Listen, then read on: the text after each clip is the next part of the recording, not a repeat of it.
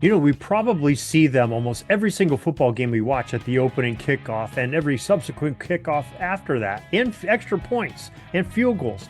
But do we really know the history of where the football tee came from?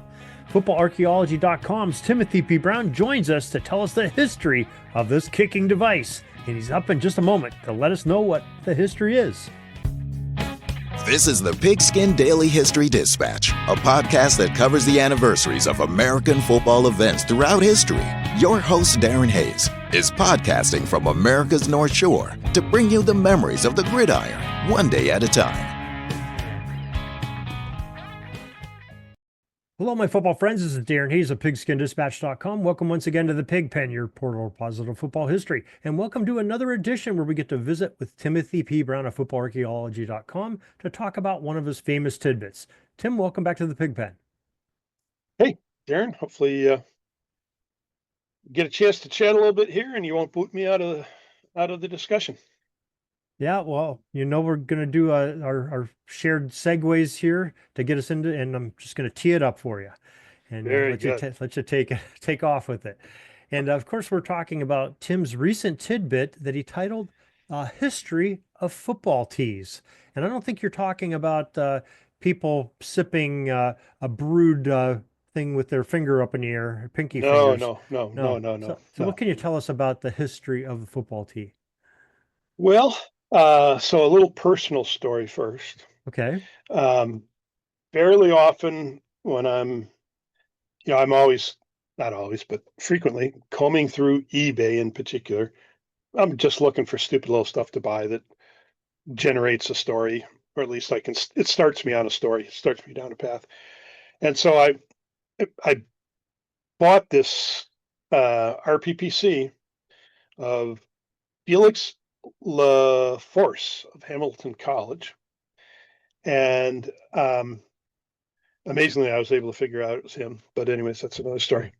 Um, the and unfortunately, the item got lost in the mail, Hmm. so I didn't receive said postcard. So I was disappointed, and then all of a sudden it shows up. So um, I was a happy boy that day because it's Okay. just How long were you without it that you thought you had lost it? 2 weeks, 2+ Oh yeah, weeks, that's a good long beyond time. beyond the supposed delivery date. Yeah. I'd already been refunded and everything, so then I paid the guy. But so what I liked about the image was just like I have other images from yearbooks of guys teeing up the ball on mud or dirt tees, but this was a much sharper picture and a larger picture than most of the early images I have. And so I say, he's teeing, you know, he's teeing up a ball. Like if you watch a rugby match, a lot of times the ball is pointed towards the goal posts, not away from the goal post. And he's teeing it up towards, which is, one of the styles that kickers choose. Not much in American football, but in other games. But back in the day, you could, if you wanted to kick on a kickoff, you either made a divot in the ground, or you gathered up dirt from the field and sod and just you made a mound and you kicked off of that. That was the norm.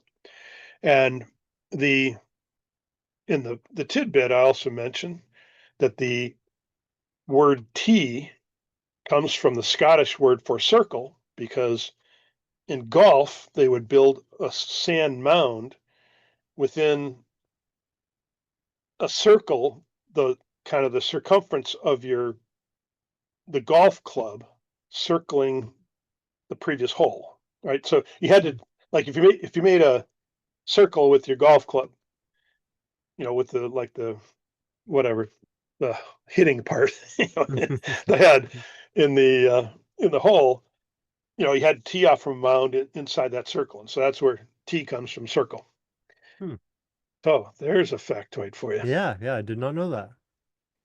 So, anyways, so it got to the point where, like, kickers, as fields improved, sometimes there wasn't loose dirt sitting around, so kickers used to have little piles of dirt over on the side of the field. They'd run over there, grab a pile of dirt, and build their mound with it. Um, and then people started like baking like clay molds because you couldn't have an artificial tee, and there were rules about that. Um, and then then I think there was a point in like 1916, the kicker for Auburn took either his helmet or his teammate's helmet, laid it on the ground, and teed up the ball. That was actually that may have even been like on a field goal, but so he used the helmet as a tee, the floppy leather helmets of the time. So they said, okay, we got to stop this stuff. So they eliminated all tees. And so tees were out of the game from like 1924. So first it was artificial tees were banned, then they banned all tees in 24. And that didn't change until NFL did it in like 42 and the colleges in 49 or something like that. But so then, I have all kinds of football and sporting goods catalogs. And so I started combing through those just for all the different variations of tees, like how did the tees change over time? And so the tidbit has all, pictures of all of those, but it really came down to like there's been two fundamental artificial tee designs. One is kind of a multi-peg design. They were like these black things with a couple, kind of a rubber base or plastic base with these pegs sticking up, two higher ones in the back, and you kind of lean the ball into those. And then there's other tees that have some kind of a cup or dimple, and then you kind of put one of the tips of the ball into the dimple. And there's variations on those themes, but there's kind of this multi-peg and the dimple thing. And so there was just these variations over time that like when I was playing, everybody used these orange tees that had these lines, kind of kept the ball in place. I was always frightened of those. I'm sitting there going, one of these days I'm going to get tackled on one of those or Yeah. something. Yeah. Impale myself. Yeah, you needed to make sure you had a little kid who ran out on the field and grabbed the thing after the play. But even like Lou Groza had I mean, in games, he would use this tee where he had this tape that came out from it, like 3 or 4 yard long tape that he used as an aimer, helped him aim, this strike of his foot. Because all of these guys were conventional kickers, they kicked with their toe. And, that's the only way that you kicked, I mean, there actually were a few soccer style kickers here and there. But so the tees were basically of those two varieties until, um, 1960s is when soccer style kickers really became more popular. In the 70s, they became almost universal. And so then Jan Stenerud invented what he called the Sidewinder tee that was really designed for a soccer style kicker. But that didn't come out until in like 83. And then in the 90s, there was another, the Ground Zero, which is like probably still the primary kicking tee today. And every NFL kicker uses the Ground Zero, and probably most, college kickers do. But that's, kind of a dimple style. It's not a round dimple. It's kind of you kind of have to see one. So check the tidbit or just Google Ground Zero and you'll find one. So it's one of those things, it's got to be small enough to be, easily portable. It's got to fit the mechanics of the style of kick, whether you're conventional or soccer style. And then every guy is like, and then the other thing is we have the kicking block, right? So for for field goals and extra points, you can't have the little pegs or you just have a plain little flat little thing. But now you can only use, so there was a long time 1-inch tee or 2-inch 1-inch tee, 2-inch tee, 1-inch block, 2-inch block, and then the NFL and colleges got rid of them. And pretty much they're all playing on artificial turf or nicely manicured turf anyway, so you don't really need tees, and they kick it so darn far anymore that you don't need it for the distance or the height. So anyways, it's kind of a bizarre little history of tees, right? but it is just one of those things, the game evolved, kicking styles evolved, and, so then it makes sense to change the style of tees.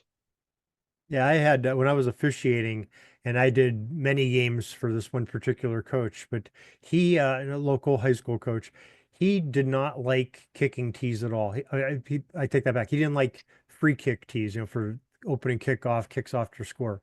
He would let you bring out the block for his kickers for the extra point, but he would always have a holder. And I'm always sitting there thinking, man, what a waste of a man being able to rush downfield and having an extra guy to take up a lane. And he would just like basically have his kicker and his holder be almost like safeties. They're sort of behind the wall of 9 guys going down to make the play. Yeah. So, well, it's probably like, especially at the high school level, it's, if you want to have 2 safeties back, that's probably not a bad way to do it. And especially if, sometimes kickers aren't the finest athletes, right? And so, maybe you want to have a kid who can actually do something. So, I can see a high school coach doing that, but. Yeah, but it's the worst thing in the world if you have a windy day and a kicker tees it up and it blows off the tee. Usually we'd give them 2 times off the tee. You got to get a holder. Oh my gosh, it's like, you stole, something from them. And the coach, oh my God, I got to use a holder. What are you talking about? Like, well, the guy down the streets has a holder every play. So it's funny how coaches get into their systems and in their head, what works and what doesn't. So well, whatever they do is the right way. Yeah, that's for sure. Very interesting on the kicking tee, and especially, where the golf term came from too. That's a, very, very interesting portion of what you talked about here too. And just some crazy things that people have done to get that ball off, set up for somebody to get it off their toe or the inseam of their foot. So very, very good stuff. And you do this a lot with your tidbits, and you share, an aspect of football that maybe isn't mainstream, maybe isn't talked about a lot, but you dig into the research, and we appreciate that. And maybe you could tell folks where they can see some of your research on these tidbits. Yeah. If you want to dork out on football history, just go to footballarchaeology.com. It's a Substack site. Subscribe, and you'll get an email every time that I publish something new. Otherwise, just bookmark it, or you can follow me. You can follow me on Substack on the app, or follow me on Blue Sky, because I post every new article on there as well. All right. Well, Tim, we really appreciate you joining us here tonight and each and every Tuesday, and we'd love to talk to you again next week. Very good. Look forward to it. That's all the football history we have today, folks. Join us back tomorrow for more of your football history. We invite you to check out our website, pigskinddispatch.com, not only to see the daily football history, but to experience positive football with our many articles on the good people of the game, as well as our own football comic strip, Cleat Marks Comics. Pigskinddispatch.com is also on social media outlets, Facebook, Twitter, Instagram, and don't forget the Pigskin Dispatch YouTube channel to get all of your positive football news and history. Special thanks to the talents of Mike and Gene Monroe, as well as Jason Neff for letting us use their music during our podcast. This podcast is part of the Sports History Network, your headquarters for the yesteryear of your favorite sport. You can learn more at sportshistorynetwork.com.